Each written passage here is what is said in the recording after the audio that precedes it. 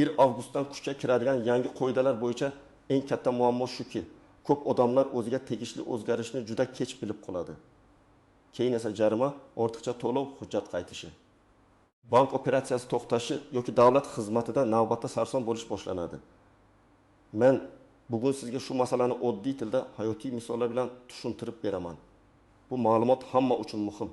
Ishchi uchun ham, tadbirkor uchun ham, pensioner uchun ham, talaba uchun ham, avtomobil egasi uchun ham, uy-joy hujjati bilan ishi bor odam uchun ham.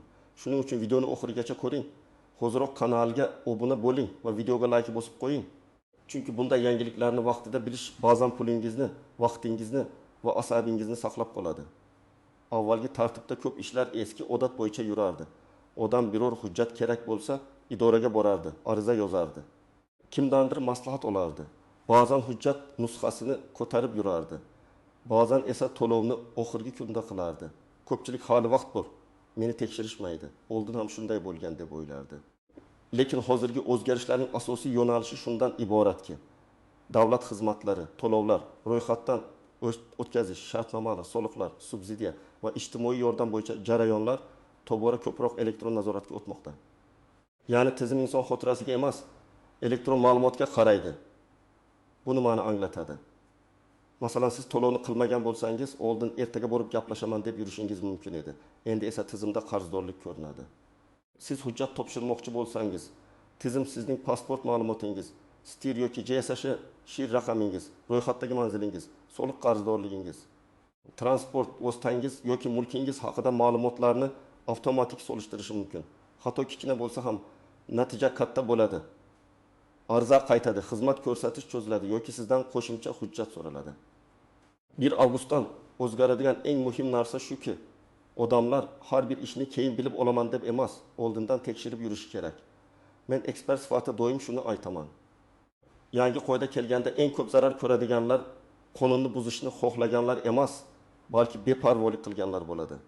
Chunki ular o'z hujjatidagi bitta harf xatosini, bankdagi eski telefon raqamini, muddati o'tgan ishonchnomani yoki ro'yxatdan o'tmagan shartnomani vaqtida ko'rmaydi. Birinchi navbatda har bir odam o'zining shaxsiy ma'lumotlarini tekshirishi kerak. Pasport yoki ID karta ma'lumotlari, doimiy yashash manzili, telefon raqami, bank kartasiga bog'langan raqam, soliq tizimidagi ma'lumot, kommunal xizmatlardagi abonent raqamlari bir-biriga mos bo'lishi juda muhim. Oddiy misol keltiraman. Bir fuqaro subsidiya yoki nafaqa uchun ariza beradi. Uning pasporti yangilangan, lekin ayrim tizimlarda eski hujjat raqami qolgan. Natijada ariza ko'rib chiqilishi cho'ziladi.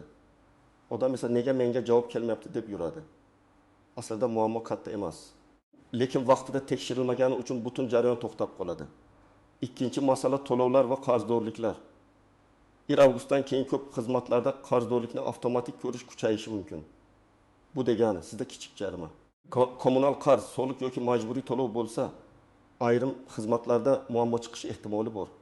Masalan, odam avtomobilini sotmoqchi, notariusga boradi, lekin transport vositasida jarima borligi chiqadi. Jarima 1,5 ming so'm bo'lishi mumkin, lekin shu 1,5 ming so'm sababli bitim o'sha kuni yakunlanmaydi. Xaridor kutmaydi, narx o'zgaradi, odam yana kelishiga to'g'ri keladi. Shu sababli men har doim aytaman. Katta ish boshlashdan oldin kichik qarzlarni tekshiring. Uchinchi masala tadbirkorlar uchun juda muhim. Agar siz yakka tartibdagi tadbirkor bo'lsangiz, kichik do'kon ishlatsangiz, xizmat ko'rsatsangiz, ijaraga joy olgan bo'lsangiz yoki onlayn savdo qilsangiz, hujjatlar tartibli bo'lishi shart. Kassa cheki, shartnoma, ijara hujjati, xodim bilan mehnat munosabati, soliq hisobotlari va to'lovlar vaqtida bo'lishi kerak. Misol uchun, kichik oshxona egasi 2 nafar yordamchini og'zaki kelishuv bilan ishlatadi.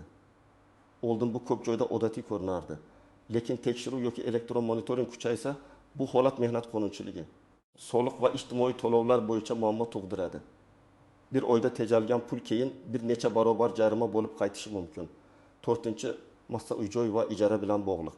Juda ko'p odam uyini ijaraga beradi, lekin shartnomani rasmiy qilmaydi. Sababi oddiy soliq chiqadi. Ortiqcha yugur-yugur bo'ladi. Ijarachim tanish odam deyishadi. Lekin yangi tartiblar fonda rasmiy shartnomasi ijara ikki tomonga ham xavf tug'diradi. Uy egasi pulni ola olmay qolishi mumkin. Ijarachi esa ertaga hech qanday huquqiy himoyasiz qoladi. Masalan, talaba bir xonani oyga 1,5 million so'mga ijaraga oladi. lekin shartnoma yo'q. Uy egasi bir oy o'tib narxini 2 million 200 ming so'm qiladi yoki chiqib ketishni talab qiladi. Talaba hech narsani isbotlay olmaydi.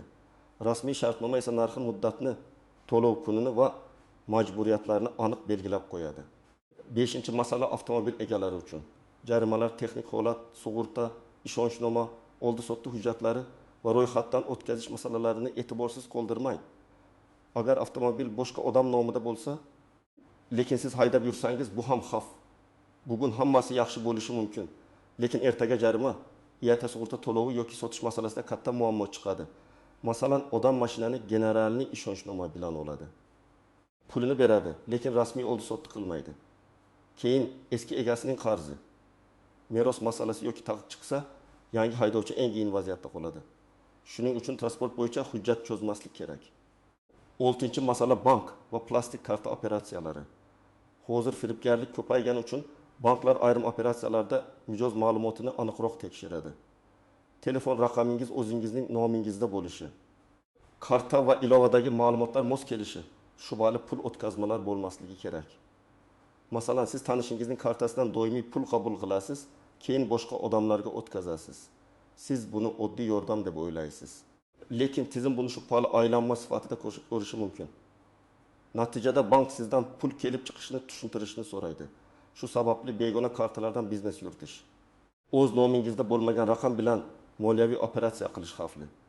Eng avvalo, hujjati yangilangan, lekin hamma joyda ma'lumotini yangilamagan odamlar ehtiyot bo'lishi kerak. ID karta olgan bo'lsangiz, familiya o'zgargan bo'lsa, nikohdan keyin hujjat yangilangan bo'lsa, yashash joyi almashgan bo'lsa, eski telefon raqamingiz ishlamay qolgan bo'lsa, darhol tekshiring. Bunday holatda xatolar ko'pincha ariza topshirish paytida bilinadi. Ikkinchi, toifa tadbirkorlar va o'zini o'zi band qilganlar. Sizning daromadingiz kichik bo'lsa ham, tartib katta biznesdagidek muhim. Masalan, bir usta oyiga 6 million so'm topadi. Uy ta'mirlaydi, lekin hech qanday shartnoma qilmaydi. Buyurtmachi pulning yarmini beradi, keyin ish sifatini bahona qilib qolganini bermaydi. Usta esa na shartnoma, na dalolatnoma, na yozma kelishuv borligi uchun pulini talab qilishda qiynaladi. Rasmiy kelishuv nafaqat davlat uchun, balki o'zingizni himoya qilish uchun ham kerak. 3-toifa ota-onalar va talabalar.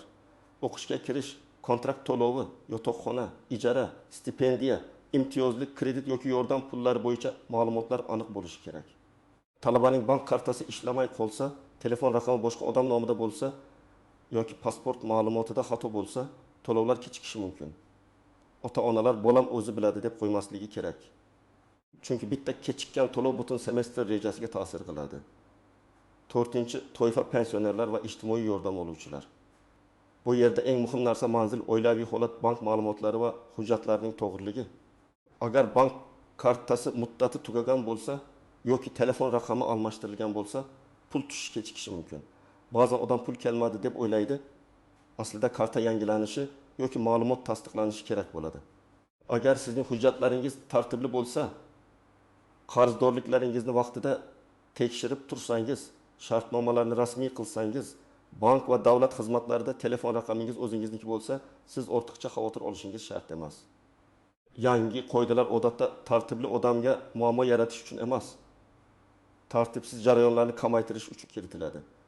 Lekin bu men hech narsa qilmasam ham bo'ladi degani emas. Tartibli odam ham kamida oyiga bir marta asosiy ma'lumotlarni tekshirsa, keyingi muammolarning oldini oladi. Birinchi nozik jihat shuki, hamma o'zgarish ham bir kunda hamma joyda bir xil ishlamaydi. Qonun yoki tartib kuchga kirishi mumkin, lekin amaliyotda tizimlar bosqichma-bosqich moslashadi. Shu paytda odamlar orasida noto'g'ri gaplar tarqaladi. Hech narsa bo'lmadi. Bu faqat qog'ozda ekan, menga tegishli emas ekan. Men bunday xulosaga shoshilmaslikni maslahat beraman. Chunki bugun sizdan so'ralmagan hujjat ertaga boshqa xizmatda so'ralishi mumkin. Tizimlar bir-biriga ulanib borgani sari avval ko'rinmagan xatolar ham ko'rina boshlaydi. Ikkinchi nozik jihat imtiyozlar bilan bog'liq. Ko'p odam imtiyozi borligini eshitadi, lekin uning shartlarini o'qimaydi. Masalan, ayrim yordamlar faqat muayyan yoshdagilarga, ayrimlari faqat ma'lum daromad chegarasidan past oilalarga, ayrimlari faqat rasmiy ro'yxatdan o'tgan shartnoma bo'lsa beriladi. Odam menga ham tegishli deb ariza beradi, rad javobi oladi va norozi bo'ladi. Aslida imtiyoz bor, lekin shart bajarilmagan. Shuning uchun men doim hujjat nomini, amal qilish muddatini va kimlarga tatbiq etilishini aniq tekshirishni tavsiya qilaman. 3. nozik jihat og'zaki kelishuvlar. Bizda ko'p ish aka-uka, qo'shni, tanish, ishonchli odam orqali qilinadi. Lekin yangi sharoitda og'zaki kelishuv sizni himoya qilmaydi. Pul bergan bo'lsangiz, tilxat oling. Xizmat ko'rsatsangiz, yozma kelishuv qiling. Ijara bersangiz, shartnoma tuzing. Avtomobil olsangiz, rasmiylashtiring. Qurilish yoki ta'mir ishida oldindan qancha pul, qaysi muddat, qaysi material, kim javobgar ekanini yozib qo'ying. Bu ishonchsizlik emas, bu normal huquqiy madaniyat. 4. nozik jihat muddatlar. Ko'p jarimalar yoki rad javoblari odamning yomon niyati uchun emas, muddatni o'tkazgani uchun keladi. Masalan, arizani 10 kungacha topshirish kerak bo'ladi. Odam 11 kuni boradi. Tizim esa 1 kun kechikdi deb qabul qilmaydi. Yoki to'lov oyining 25 sanasigacha bo'lishi kerak. Odam 26 sana ertalab to'laydi. Natijada penya yoki kechikish chiqadi. Shu sababli men muhim ishlar uchun kalendarga eslatma qo'yishni maslahat beraman. To'lov muddati, karta muddati, sug'urta muddati, ijara muddati, hisobot kuni, ariza topshirish sanasi. 5. nozik jihat hujjatdagi kichik xatolar.